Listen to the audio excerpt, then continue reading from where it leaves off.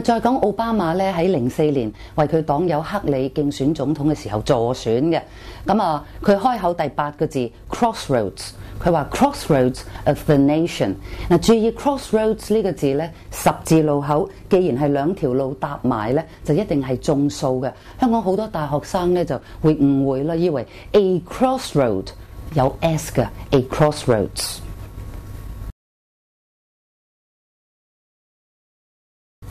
咁而整篇演詞咧，男女老幼啊、種族啊、宗教啊、戰爭啊、經濟啊，即係咩都講晒，人人有份噶啦，就俾你覺得咧，奧巴馬係一個 citizen of the world， 咁係一個世界公民。咁雖然佢呢個 world 咧，仍然即使係美國嘅啫。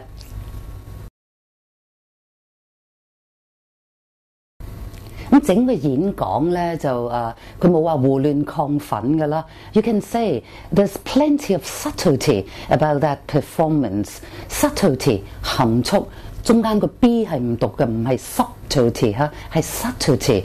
你有冇留意咧？而家嘅時裝潮流男裝嘅廣告咧都係咁嘅啫，就耷低頭嘅，冇話好 hard sell， 好似占士邦咁走出嚟嘅。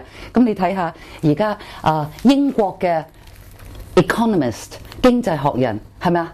完全有似曾相識嘅感覺，就要嚟襯一襯奧巴馬最後嘅口號之一：奧巴馬 No drama， 唔做 show 嘅。